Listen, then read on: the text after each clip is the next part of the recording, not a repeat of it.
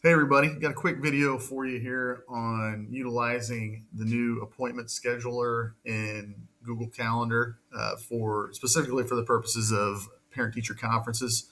If you remember last year, we used a service called Calendly, which did a lot of this for us, but there were some limitations with it. And the other big thing is this is just much more simple and familiar for folks because most people have used Google Calendar before to some extent. So you're going to find this is really easy to use, and you can get it done pretty quick and be on your way. So I'm going to take you through click by click how to do this, and then as always, if you have any questions, feel free to reach out.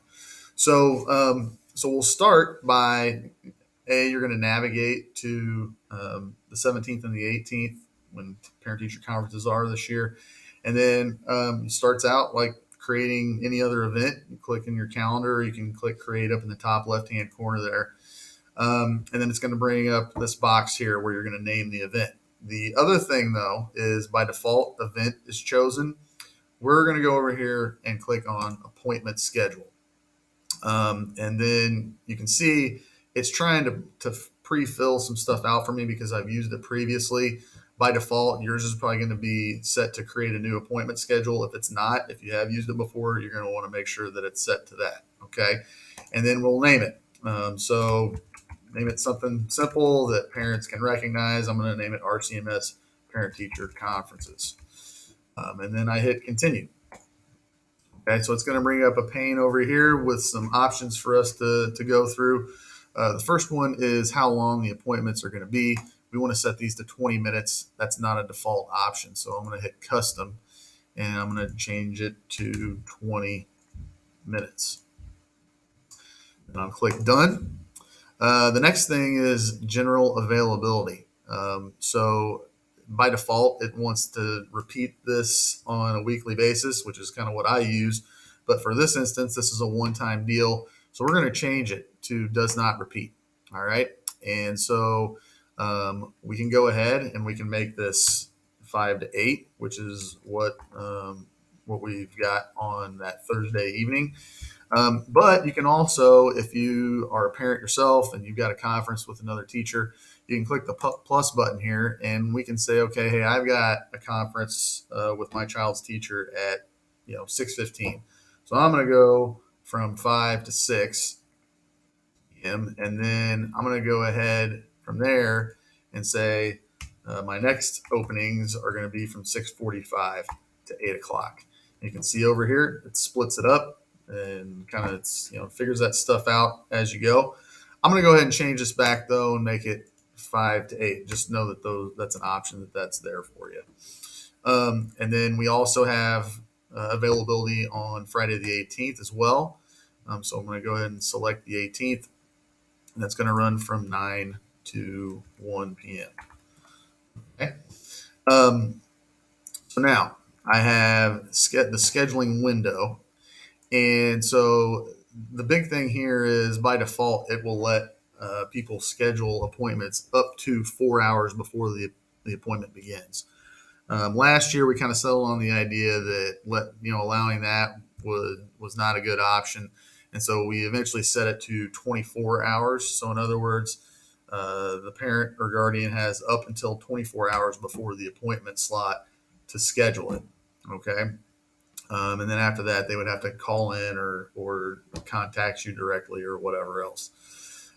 So then the last thing on this part of the process is the buffer time. Okay, so to get to that, you got to click this arrow next to booked appointment settings to expand that out. And so we're going to click that. And my suggestion would be to make that 10 minutes. And so that way, you got a 20-minute appointment.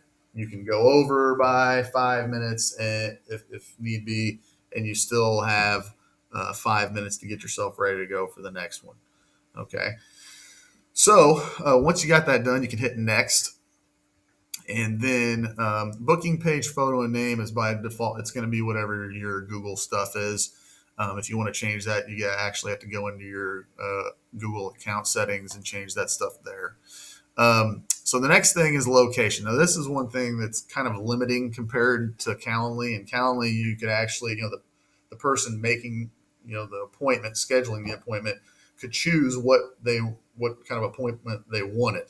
That doesn't exist, at least currently, in this Google Calendar appointment scheduler. So we're going to go ahead and choose a default. Okay, and the district would like as many of these to be in person as possible. So we're going to go ahead and choose that as the default, and then we'll give the parent a spot later on to go ahead and say, hey, I'd rather do this in a Google Meet or whatever. Okay, so location, we're going to go ahead and we'll put in Richland County Middle School, and it'll pop up there eventually. So in the description, you can keep this pretty simple and basic. Please choose a time slot that works for you. Also, please fill out all information. Something along those lines. Okay. The thing is, we're going to go ahead, and I would recommend to go ahead and just make every question in the form required so that they have to fill it out to go ahead and move forward. And that way we know nothing's going to be left out. So by default, first name, last name, email address is there. And then we can add really as many things as we want. I'm going to go ahead and say I want to go ahead and require them to give me the student name. Otherwise, you may not know. Okay. So we want to probably go ahead and put that in there. And then next, I would definitely recommend a phone number. That's the kind of the only pre-filled out option that you have. So I would go ahead and make sure and have them include that. There's lots of different times when that comes up. And then lastly, another one that I would recommend is preference on meeting type.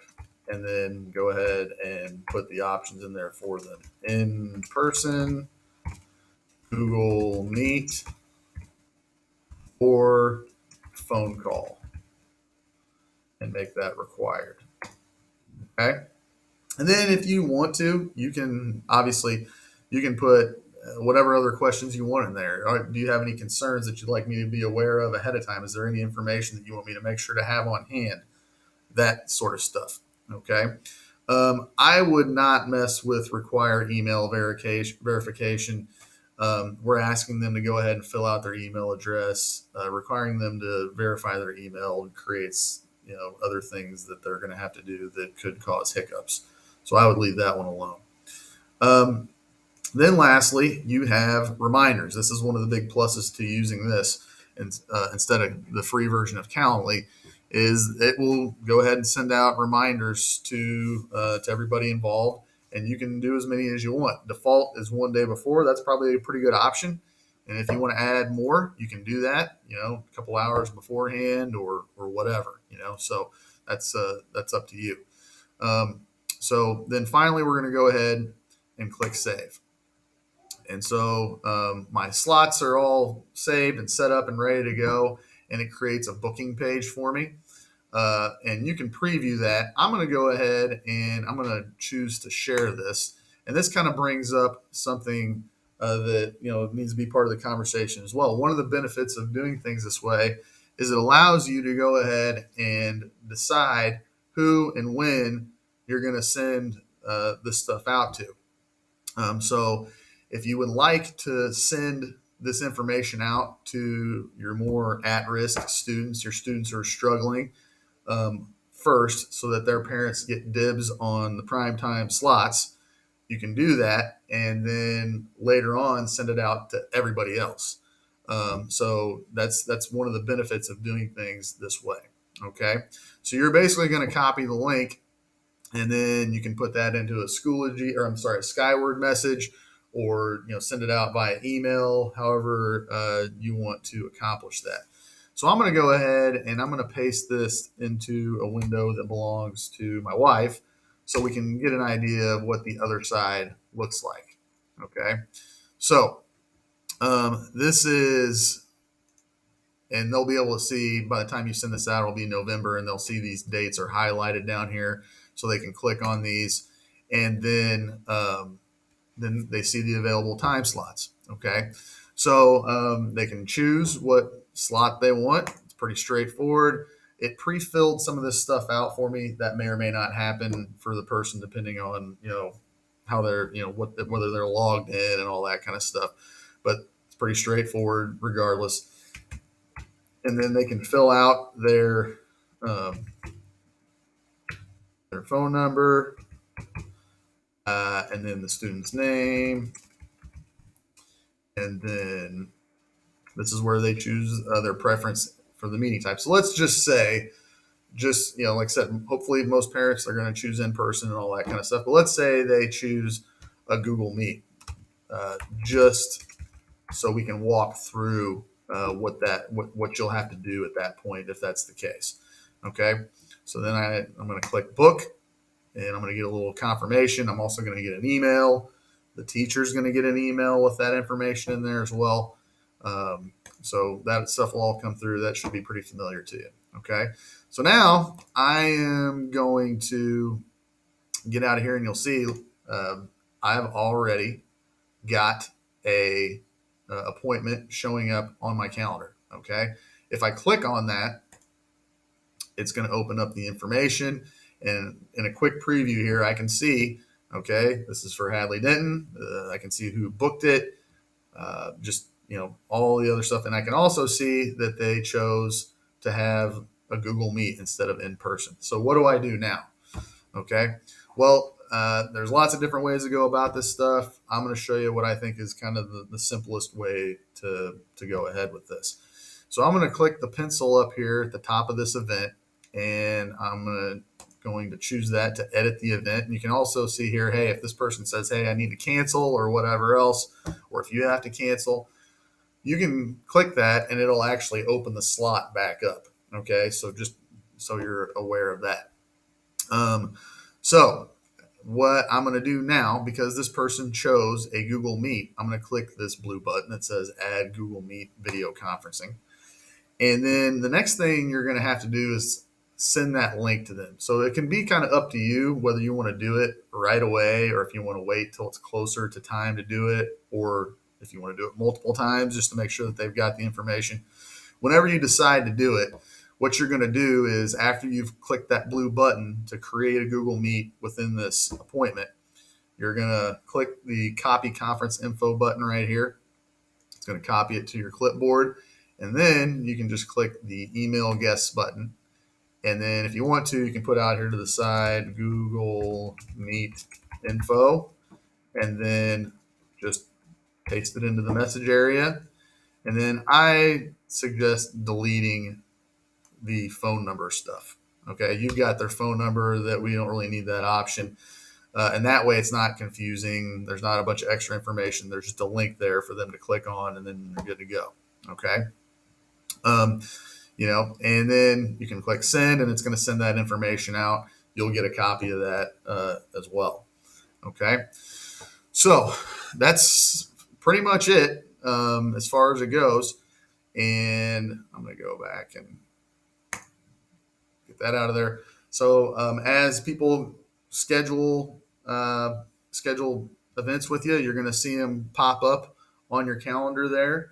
And it allows you to kind of be in charge of this stuff and know what's going on ahead of time, and to be a little bit, just more involved in who you're going to meet with and when, and how to prioritize those things and all that. Okay.